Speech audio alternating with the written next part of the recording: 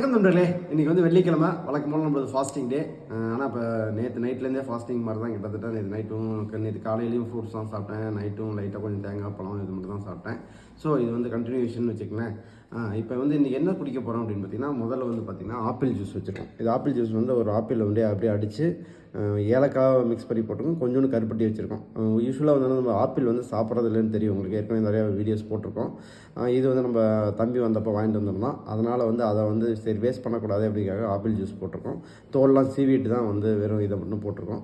நிறைய பேர் சொல்லுவாங்க தோலில் நிறைய சத்து இருக்குன்ட்டு. ஆனால் இன்றைக்கி இருக்கிற ஆப்பிள் வந்து நிறைய பார்த்திங்கன்னா மெழுகு இந்த மாதிரிலாம் இருக்கிறனால அதை கண்டிப்பாக வந்து தோலை வந்து யூஸ் பண்ணவே பண்ணாதீங்க. தோலை எடுத்துகிட்டு நீங்கள் சாப்பிட்றதுக்கு முயற்சி பண்ணுங்கள். அதில் இருக்கிற சத்துக்கள் போனாலும் பரவாயில்ல, அதில் இருக்கிற கெடுதல் வந்து உங்களுக்கு வந்துடக்கூடாது.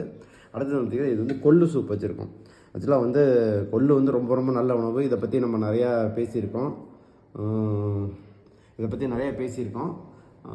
கொள்ளு ரொம்ப ரொம்ப நல்ல உணவுங்கிறத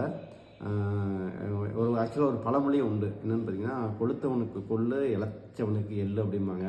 அப்படி அந்த கான்செப்ட் படி பார்த்தோம்னா நான் வந்து இந்த கொள்ளு சூப் குடிக்கக்கூடாது. ஏன் அப்படின்னு பார்த்தீங்கன்னா, நான் வந்து கொஞ்சம் வெயிட் கெயின் பண்ணுறதுக்காக சாப்பிட்ருக்கிறதா சொல்லியிருக்கேன்.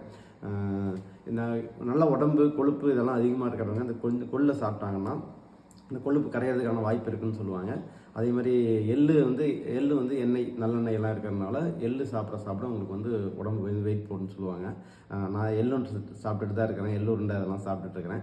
ஸோ இருந்தாலும் வந்து இந்த கொள்ளு வந்து இன்றைக்கி வந்து நல்லது அப்படிங்கிறனால நல்லதுன்னு தன்மையை கருதி இதை வந்து இன்றைக்கி வச்சுருக்கோம். ஸோ இந்த மாதிரி உணவு சாப்பிட்றதுக்கு முயற்சி பண்ணுங்கள். ஓகே.